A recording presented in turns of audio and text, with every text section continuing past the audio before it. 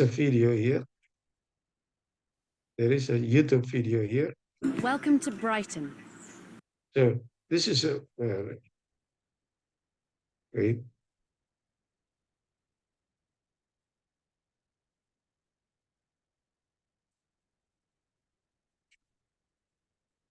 My name's Rebecca, and I'm a student here. I'm English. Okay, yeah. So this is a picture. This is a video taken from YouTube. Video clip taken from YouTube. That's also okay. That's fine. So you give an example of how to describe a place, and this is very good effort. Why? Because you take native speakers as a model. Nah, ini bagus sekali karena menunjukkan native speaker sebagai model. English, but I'm not from Brighton. I come from London. But I live here now, and I love it. Brighton is an exciting and multicultural town. It has a population of 270,000, and many of these people are from different countries. A lot of people are here for Brighton's great beach and fantastic atmosphere. Okay, so yes. Nah, saya kembali lagi ke lesson plan. Lesson plan-nya Bu Yeti. Bu Yeti ada ya? Bu Yeti ada? Enggak ada. Halo, Maaf, Bu Yeti? sepertinya tidak ada. Bu Heti Oh, belum enggak ada. bergabung, ya Bapak. Oh, iya, iya, tidak apa-apa. Mestinya saya tadi milih yang ada ya, enggak apa-apa. That's fine. Ya, Nah, saya modeling catat. of the text, in the modeling of the text, in the modeling of the text, this is a good effort. Ini contoh yang bagus untuk memberikan modeling of the text. Siswa mencoba mengidentifikasi beberapa kata yang mereka dengarkan. Siswa menuliskan kata-kata yang mereka dengar di depan kelas dan bersama guru mengulang cara membacanya dengan benar. Oh, this is a good effort, ya. Unfortunately, it may not be enough if only watching and taking notes. You may need to practice it, ya. Jadi mungkin kalau sekedar nonton saja, mungkin saran saya lebih baik juga ditulis juga. Ada teksnya, ya. Ada usahanya. Jadi anak-anak mendengar, mencatat, lalu kemudian kita siapkan teks yang sudah lengkap. Kita tunjukkan. Nah, kemudian join construction of the text. Oh, Bapak Ibu sudah akrab ya dengan format yang seperti ini sebelum saya lanjutkan. Pak, kalau ini kan ya GBA ya. Bagaimana Bu? Berana? Ini kan genre based approach ya. Ya, Ya, dan dalam satu pertemuan iya. Kalau yang saya lihat dulu Pak, kalau GBA biasanya apa ya, normalnya tidak ada apa ya, karena kan ini exploringnya banyak.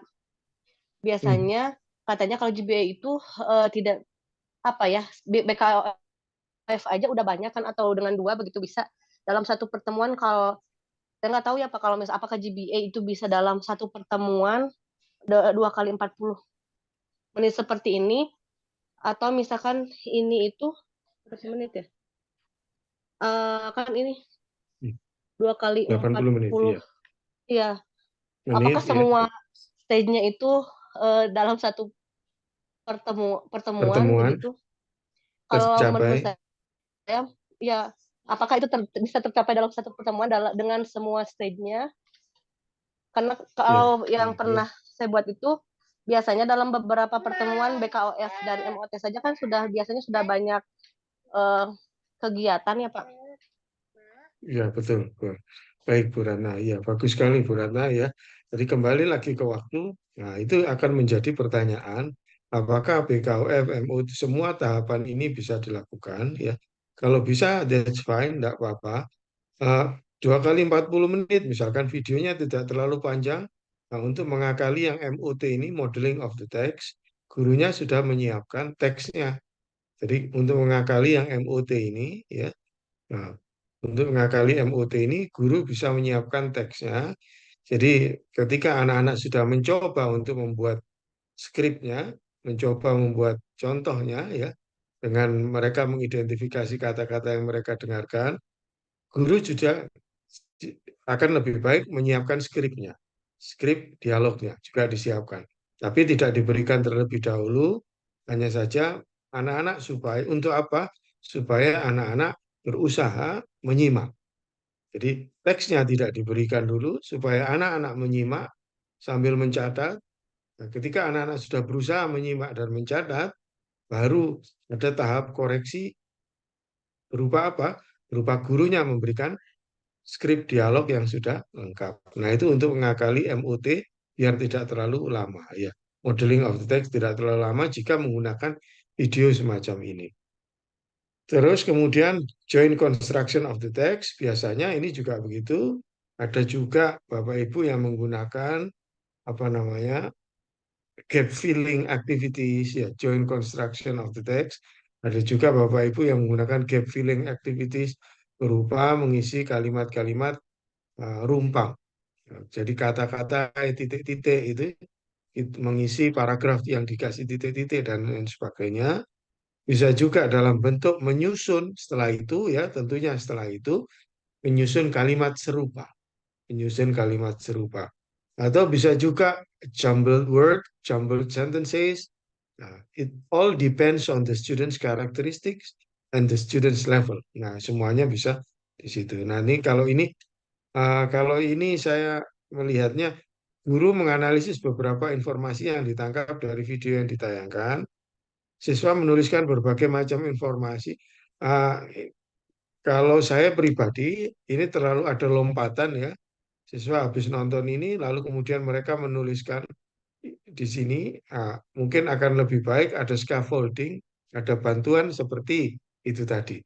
Menuliskan, melengkapi paragraf yang rumpang, rumpang ada titik-titiknya, mengurutkan kalimat, jumbled sentences, baru kemudian mereka sendiri uh, membuat deskripsi tempat sesuai yang mereka uh, pilih. Misalkan mendeskripsikan tempat tinggalnya dan lain sebagainya berdasarkan model yang sudah mereka dalami di MOT dan JCOT ini. Kalau ini secara mandiri siswa menuliskan hasil kesimpulan dari berbagai informasi yang sudah mereka dapatkan dari kelompok lain. Nah, harapannya dalam independence construction of the text ini adalah mereka menggunakan pengetahuan mereka di MOT dan JCOT ini. Kan begitu ya harapannya ya. Sehingga pada independent construction of the text, mereka sudah menerapkan apa yang mereka pelajari, mereka alami di MOT dan JCOT. Baik Bapak Ibu, ada kira-kira kalau menurut Bapak Ibu gimana terkait yang satu ini, Bapak Ibu? Ada saran? Tidak ada, Pak. Kalau dari Tidak ada saya, ya, baik ya. Jadi saran saya seperti itu. Kalau misalkan BKUF, Building Knowledge of the Field-nya adalah eh, kita ngomong tentang deskripsi sebuah tempat ya. What kita ngomong tentang deskripsi sebuah tempat ya, deskripsi tempat. Jadi tujuannya adalah eh, membandingkan fungsi struktural, struktur teks dan unsur kebahasaan teks deskriptif. Membandingkan ya, mengidentifikasi fungsi sosial, struktur teks dan unsur kebahasaan teks deskriptif. Kalau melihat judul ini, kira-kira di mana tujuan ini tercapai? MOT, JCOT, atau ICOT? Kira-kira di mana Bapak Ibu? Kalau teks deskriptif semacam ini, fungsi sosialnya apa kira-kira? Untuk, menggambarkan sesuatu ya, Pak. iya, deskriptif. Iya, deskriptif. Lalu struktur teksnya seperti apa? Nah, struktur teksnya bisa jadi mungkin ngomong tensisnya, bisa jadi uh, membicarakan tentang bagaimana sih supaya informasi itu bisa dipahami. Kalau kita ngomong tempat, misalkan karakteristik dari tempat, adjektif yang digunakan, ya tenses yang digunakan. Nah, itu kita ngomong di sini juga. Nah, di mana itu letaknya? Ini kan belum muncul di sini ya.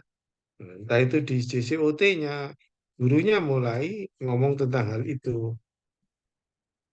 Nah, kalau ini kan masih umum ya Bapak Ibu ya.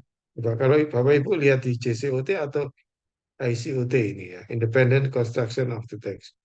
Apakah nomor satu ini tercapai? Atau nomor dua yang tercapai? Nah, ini kan tidak tahu, tidak kelihatan. Kegiatannya apa kan tidak kelihatan ya. Apa yang mana yang tercapai dari tujuan pembelajaran nomor satu, dua, atau tiga ini? Begitu ya Bapak Ibu ya. Terus coba kita lihat ya.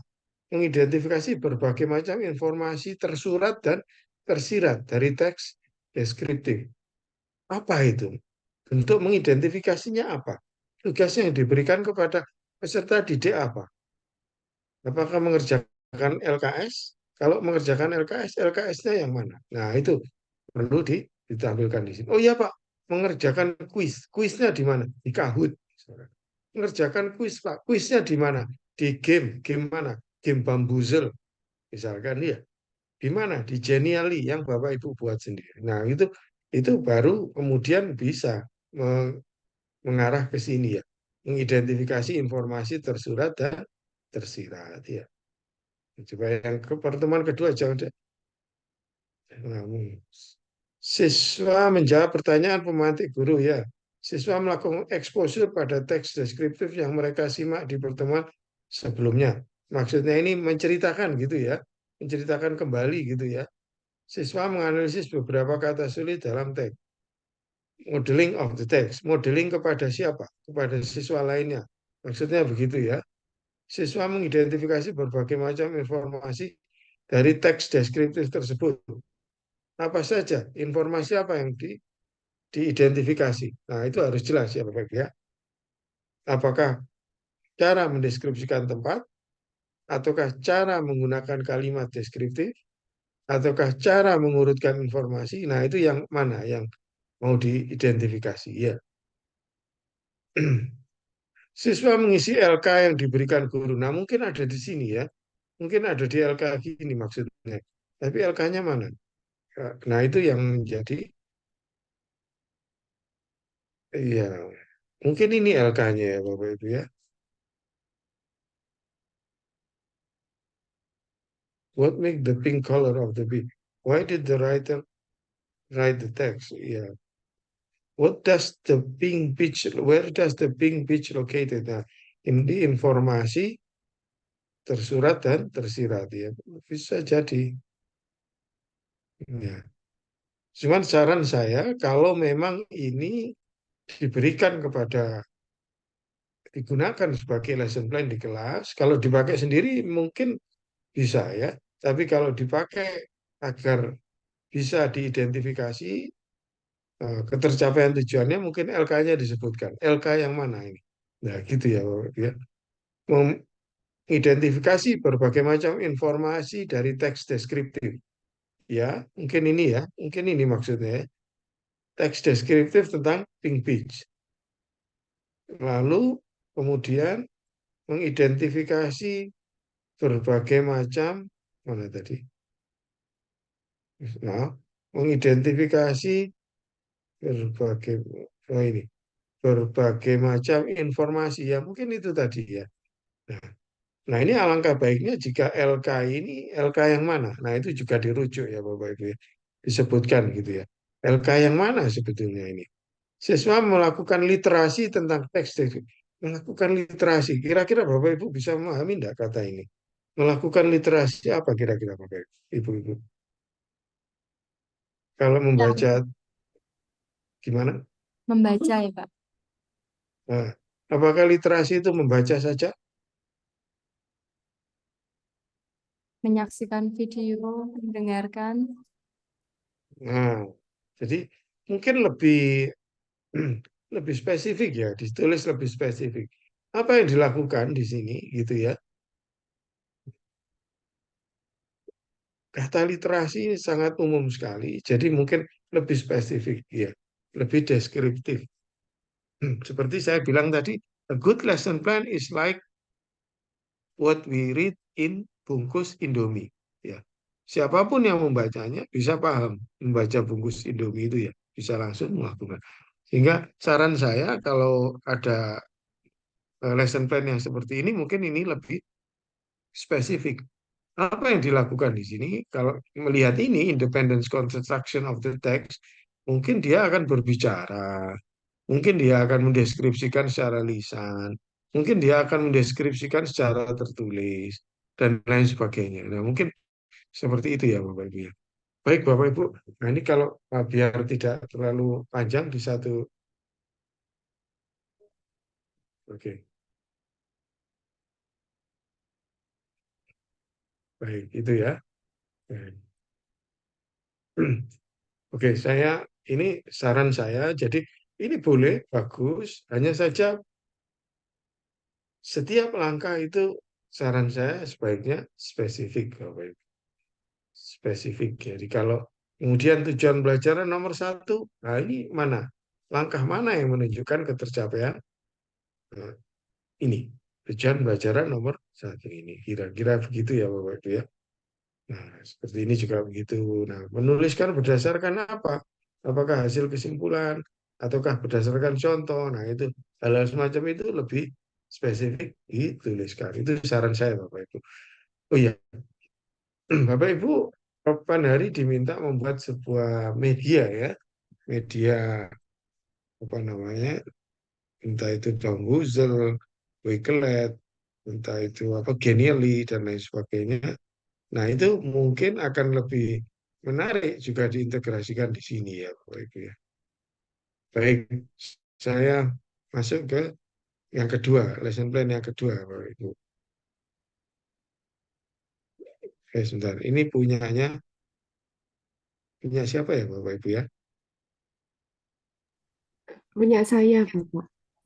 Bu Anis ya, punya Bu Nih, Anis dari Surakarta. nih. Kelas 9, Bu Anis ya. Tujuan pembelajaran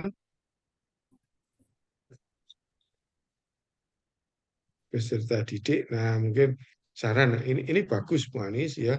Jadi tujuan belajarannya bagus. Nah, mungkin supaya tidak terlalu subjektif, saran saya langsung kalimatnya yang positif, Bu Anis. Jadi tidak menggunakan kata diharapkan, tapi peserta didik mau apa, ya? Kritis, kritis seperti apa kritisnya? Ya, apakah menulisnya, ataukah berkomentarnya, ataukah berbicara, atau apa yang Ibu harapkan di sini ya? Membuat deskripsi kritis kah? Membuat eh, komentar atau feedback kritis kah? Dan lain sebagainya.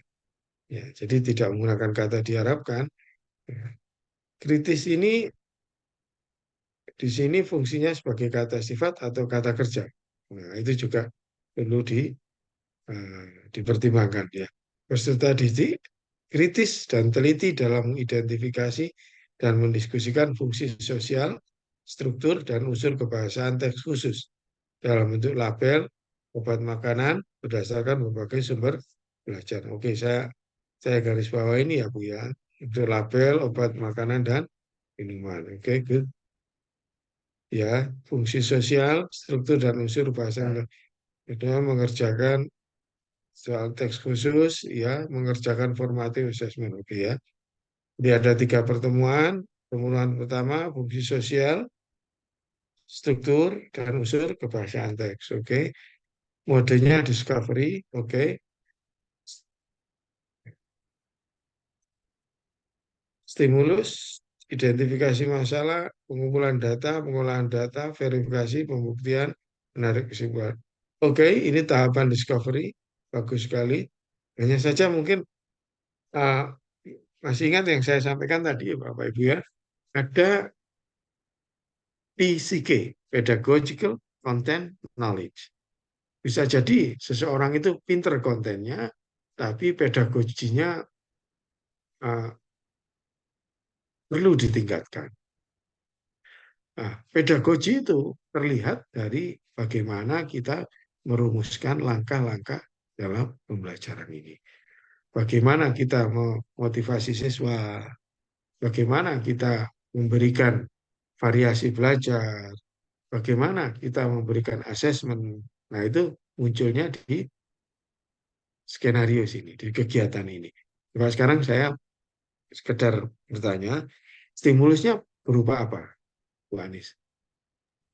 Eh, terus terang saja, saya kemarin memperhatikan yang sudah disampaikan di contoh, Ya, itu kemudian saya melihat contoh RPP yang dikirimkan dari grup, ya, yang kalau di sini ditandatangani atas nama Ibu Paramita Hasna, itu saya pikir bagus. ya, Kemudian saya berusaha untuk ya. mencoba dengan apa yang ada di selama ini buku yang dipakai sementara itu yang When English Ring the Bells ya. Itu yang itu Oke. saya harapkan nanti saya bisa memodifikasi yang ada di RPP yang sudah dikirimkan di grup itu dengan yang ada di buku, ditambahi dengan penggunaan uh, teknologi model ya, model yang nanti akan kemarin yang peer deck itu contohnya itu saya Feedback, ya. ya yang mau berusaha membuat di situ baru saya tempel di sini kalau sudah jadi. Sementara karena itu hal baru bagi saya, masih belum jadi belum bisa saya tempelkan di situ. Oke, good ya. Bagus, Bu Anies ya. Jadi menggunakan peer deck untuk presentasi stimulus ini bagus sekali. Jadi peer deck-nya nanti untuk presentasi ya, untuk tanya jawab, untuk stimulus, untuk memberikan rangsangan ya. Kalau dalam konteks BKU, FMUT, JC, dan ICT tadi mungkin bisa jadi untuk building knowledge of the field ya, stimulusnya itu. BKU, FMUT, JC, ICT itu semua lesson sequence namanya. Lesson sequence. Termasuk ini juga model discovery learning ini juga ada lesson sequence ya. Atau orang menyebutnya dengan sintaks ya. Sintaks ya. Ada yang seperti scientific learning tempo hari yang kita diajari ya, mulai dari observing, questioning, evaluating, associating, dan communicating itu semua juga adalah lesson sequence. Boleh, ini juga lesson sequence dalam konteks model discovery learning. Boleh juga. Nah, mungkin ini yang perlu diperjelas nanti stimulus. Misalkan tahapan-tahapan ini yang perlu dijabarkan mungkin. Stimulus menunjukkan label makanan, obat atau minuman. Misalkan juga presentasi dengan peer deck, dengan peer deck, peer deck tulisannya kemana gini ya. Atau bisa juga kerja kelompok siswa mengidentifikasi komponen dalam label makanan dan lain sebagainya. Apa? Saya tidak tahu. Yang jelas ini adalah untuk membawa pikiran anak-anak, untuk menghadirkan perasaan anak-anak dalam tema label, label makanan dan minuman, dan lain sebagainya. Nah, itu hanya perlu untuk mendetailkan seperti ini, Bu. Ini supaya apa? Supaya eh, kita tahu. Karena disinilah letak yang saya sebutkan tadi, pedagogical knowledge ya. Kalau konten knowledge-nya insya Allah tidak kesulitan ya. Bagaimana membuat sebuah teks deskriptif, bagaimana membuat sebuah teks uh, ekspositori dan lain sebagainya. Insya Allah kita semua tidak kesulitan ya. Hanya saja kemudian bagaimana mengajarkan kepada peserta didik dengan cara apa, dengan alat apa. Nah, itulah butuh pengetahuan pedagogis. Bagaimana supaya anak-anak didik saya itu tertarik? Nah, itu butuh pengetahuan pedagogis. Dan itu yang punya kita-kita yang sudah pernah jadi guru, kita-kita yang sudah berinteraksi dengan peserta didik kita. Nah, itu kira-kira itu ya, Bapak Ibu ya. Terima kasih. Baik, termasuk ini nanti, jadi mungkin tahapan-tahapan yang lebih spesifik. Nah, misalkan tadi model discovery ya, discovery ujung kegiatannya apa? Oh, saat membuat kesimpulan anak-anak tak minta untuk membuat infografis. Nah, jadi ujung dari model ini discovery mungkin nanti siswa membuat sebuah infografis atau poster dengan menggunakan Canva. Nah, misalkan ya gitu Bu ya. Nah, di Canva kita sudah siapkan template-nya, lalu anak-anak tinggal mengisi saja.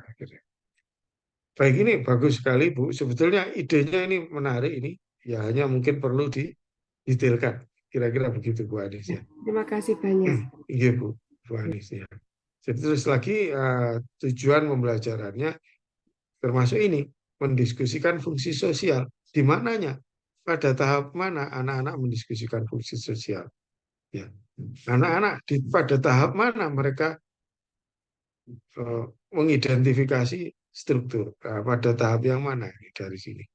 Nah, itulah yang perlu kita detailkan di sini. Terus untuk menguji apakah anak-anak sudah paham fungsi sosialnya, strukturnya, dan unsur kebahasaan dalam teks khusus semacam label ini. Nah, itu di penilaiannya seperti apa? Tes tulis, oh bagus ya. Nah, tes tulisnya seperti apa? Nah, itu mungkin dideskripsikan sedikit, kira-kira begitu. Baik, nah, nanti oh tes tulisnya menggunakan Kahoot, misalkan ya, Quizizz, misalkan, bagus sekali itu ya. Baik, baik Bu, Pak, ini saya ada lagi punyanya Bu siapa ini yang sudah kirim tadi Bu. Iya, Pak. Analytical exposition, sinten Bu? This one.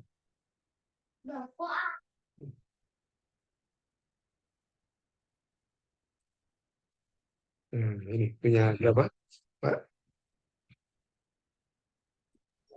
Bu Mulyati, Pak. Bu Mulyati, nggih Bu Mulyati. Nggih. Baik, Bu Mulyati.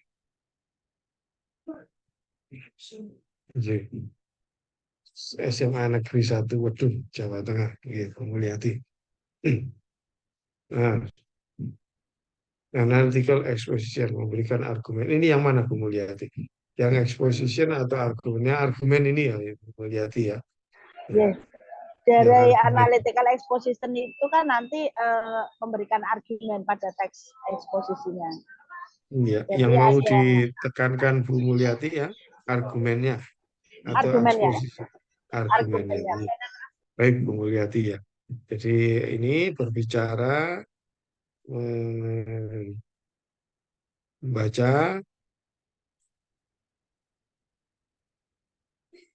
menulis ya, gitu ya.